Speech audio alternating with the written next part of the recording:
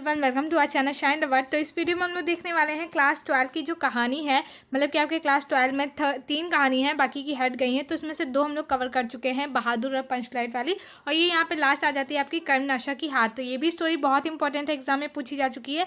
तो इस वीडियो में हम लोग इसका सारांश देखने वाले हैं, मतलब कि कथावस्तु। तो वीडियो को एंड तक देखिएगा ताकि पूरी की पूरी स्टोरी आपको अच्छे से समझ में आ जाए, और वीडियो अच्छी लगे तो प्लीज़ से लाइक करिएगा। तो चलिए स्टार्ट करते हैं।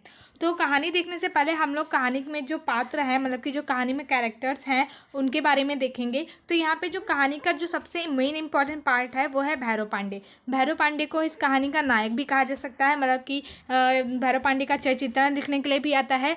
तो फिर ये जो है कहानी के मेन पॉइंट आ जाते हैं, मेन कैरेक्टर आ जाते हैं। इनका चरित्र बहुत ही मनोवैज्ञानिक ढंग से हुआ है। प्रारंभ में वे लोक लाज के से आंतरिक थे, लेकिन शीघ्र ही उनमें मानवतावादी दृष्टिकोण वो जो है स्फुटित होता है।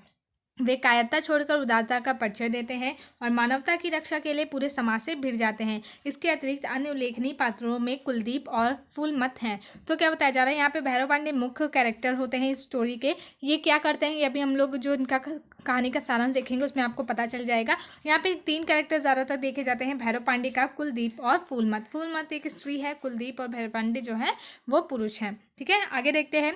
कुलदीप में किसी सीमा तक मर्यादा का बोध भी होता है, जिसके कारण वह चुपचाप घर छोड़कर चला जाता है, जबकि फूलमत अपने प्रेम की निशानी अपने बच्चे को जन्म देकर अपनी पवित्र भावना को दर्शाती है। मुखिया ग्रामीण समाज का प्रतिनिधित्व तथा अंध रूढ़ियों का समर्थक चरित्र है। यहाँ पे एक मुखिया भी होता है, वह ईर्ष्यालु एवं क्रूर है। इस प्रकार चरित्र चित्रण की दृष्टि से यह एक सफल कहानी है। तो यहाँ पे हम लोगों ने इनके पात्रों के बारे में देख लिया कि इसमें 3-4 पात्र हैं जो कि इंपॉर्टेंट रोल निभाते हैं, जिनके बारे में हमें अच्छे से देखना है। तो अब चलिए इस कहानी का हम लोग सारांश देखते हैं। तो यहाँ पे जो उनकी फर्स्ट स्टार्टिंग आ जाती है वो है भैरव पांडे एवं उनका भाई कुलदीप। तो जो भैरव पांडे और कुलदीप थे वो आपस में भाई भाई थे। तो चलिए देखते हैं। तो कर्मनाशा नदी के किनारे नई ढी नामक एक गाँव था। तो क्या एक नदी थी जिसका नाम था कर्मनाशा, और एक कर्मनाशा की हार इसी कर्मनाशा की नदी के नाम पर पड़ा है।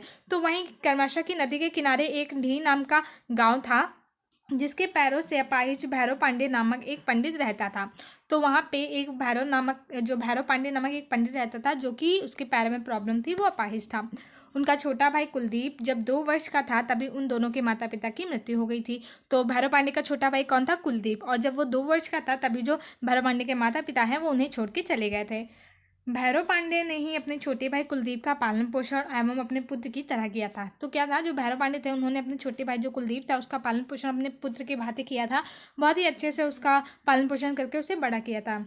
कुलदीप अब 16 वर्ष का युवक हो गया था। भैरव पांडे का अपना पुश्तैनी मकान, जिसमें रहते हुए भैरव पांडे सूत काट कर जनेऊ बनाते, जजमानी चलाते, उसके अतिरिक्त कथा बाँचने तथा अपना एवं अपने भाई का भरण पोषण करते थे। तो जो भैरव पांडे था वो जो है अपने पुश्तैनी मकान में रहते हुए सूत काटने का काम करता था, जनेऊ बनाते थे, जजमानी चलाते थे, और कथा वथा बाँच कर जो है अपने घर का खर्चा किराया चलाते थे, और अपने भाई का भी पालन पोषण करते थे।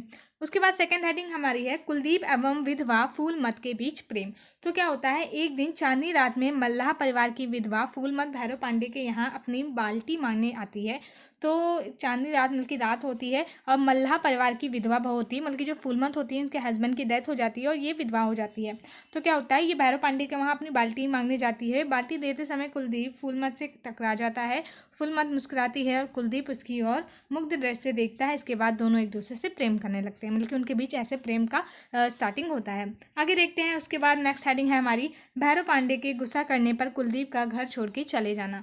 तो क्या होता है, एक दिन रात में कर्मनाशा के तट पर कुलदीप एवं फूलमत मिलते हैं। पहले से ही दोनों पर नजर रख रहे भैरव पांडे कुलदीप पर इतना क्रोध आता है कि वह उसके गाल पर थप्पड़ जड़ देता है। इस घटना के बाद कुलदीप घर से भाग जाता है और बहुत ढूंढने पर भी नहीं मिलता है। तो क्या होता है कि जो वो होते हैं, बल्कि जो फूलमत और कुलदीप होते हैं वो आपस में मिला करते हैं, क्योंकि वो लोग प्रेम करते हैं। तो इसके लिए जो है वो जो भैरव पांडे थे उन्हें उस पर शक हो गया था, इसलिए वो उन पर नजर रखते थे। फिर एक दिन उन जो भैरव पांडे थे उन्होंने उन दोनों को देख लिया मिलते हुए, तो फिर क्या करते हैं, वो बहुत ही ज़्यादा गुस्सा हो जाते हैं और कुलदीप को एक थप्पड़ मार देते हैं। तो कुलदीप को ये बात बहुत ही बुरी लग जाती है, वो अपना घर छोड़ के चला जाता है। फिर भैरव पांडे उसे बहुत ही ढूंढता है पर उससे नहीं मिलता है वो।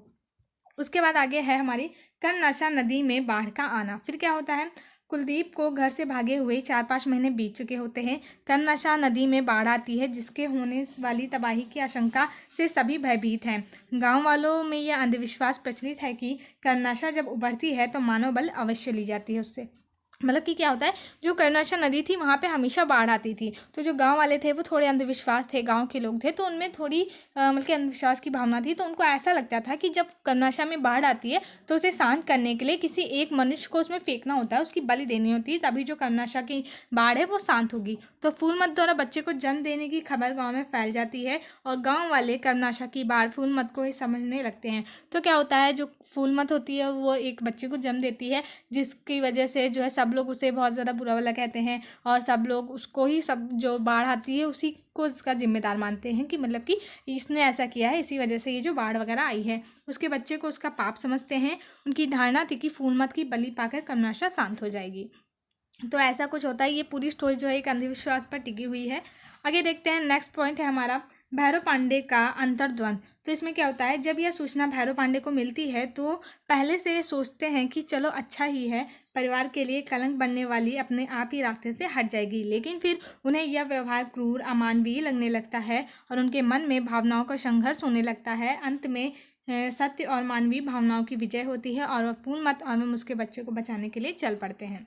उसके बाद है भैरव पांडे का अडिग एवं निर्भीक व्यक्तित्व। उसके बाद क्या होता है कि कर्मनाशा नदी के तट पर गांववासियों से घिरी फूलमत के पास पहुंचकर भैरव पांडे निर्भीक स्वर में कहते हैं कि उसने कोई पाप नहीं किया है, वह उनके छोटे भाई की पत्नी है, उनकी बहू है और उसका बच्चा उसके छोटे भाई का बच्चा है।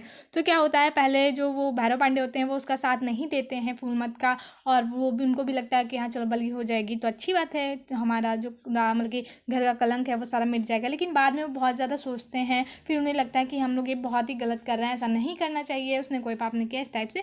तो क्या होता है, जो वो जो पूरे गाँव वाले हैं वो फूलमत की बलि देना चाहते थे, तो उसे वहीं पर नदी के पास ले जाया गया था।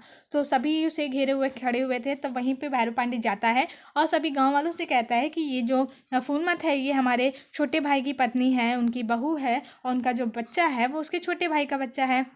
मुखिया इसे भी पाप कहकर इसका दंड भोगने की बात करता है। तब भैरव पांडे कठोर स्वर में कहता है कि यदि वे एक एक के पापों को गिनाने लगे तो यहाँ वहाँ खड़े सभी लोगों को कर्मनाशा की धारा में जाना पड़ेगा। सहमे हुए स्तब्ध गांववासी भैरव पांडे के चट्टान की तरह अडिग व्यक्तित्व को देखते रह जाते हैं।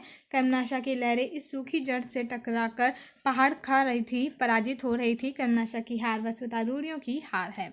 तो क्या होता है, तो फिर जो भैरव पांडे है वो उसे बलि नहीं देने देता है और फिर जो गाँव वासी वो कहता है कि मतलब कि गाँव वाले कहते हैं, मुखिया कहते हैं कि इसने पाप किया है, इसकी बलि लेनी चाहिए। तो फिर वहाँ पे भैरव पांडे कहते हैं कि अगर जो मैं सबके पाप गिनाऊँ तो फिर सब जो है सबको इसमें बलि देनी पड़ेगी, क्योंकि कोई भी ऐसा नहीं है जिसने कोई भी आज तक पाप नहीं किया हो या किसी से कोई गलती ना हुई हो। तो ऐसा होता है। उसके बाद सारे गाँव वाले उसको देखते रह जाते हैं। वो तो इसमें यही सब बताया गया है कि उसके बाद उसकी बलि कैंसिल हो जाती है, मतलब नहीं देते हैं, और जो कर्मनाशा की हार है वो हो जाती है, मतलब कि वो अपने आप ही शांत हो जाती है, उसको कोई बलि नहीं मिलती है। और यहाँ पे बताया गया है कि कर्मनाशा की हार वस्तुतः रूढ़ियों की हार है, मतलब कि जब कर्मनाशा को बलि नहीं मिलती है तो इसका मतलब क्या है कि उनका अंधविश्वास जो होता है वो हार जाता है। तो ये थी हमारी स्टोरी। आई होप आप लोगों को समझ में आई होगी। इसी टाइप से आपको लिखनी है पूरी स्टोरी। अगर जो आप अच्छे से पढ़ लेते हैं, बुक में आपने रीड करते हैं, तो आपको और अच्छे से समझ में आ जाएगी, लेकिन शॉर्ट में आपको ऐसे ही लिखना है। तो थैंक यू। अगर जो वीडियो अच्छी लगी तो प्लीज़ लाइक करिएगा। मिलता है मैं नेक्स्ट वीडियो में। चैनल को भी सब्सक्राइब कर दीजिएगा।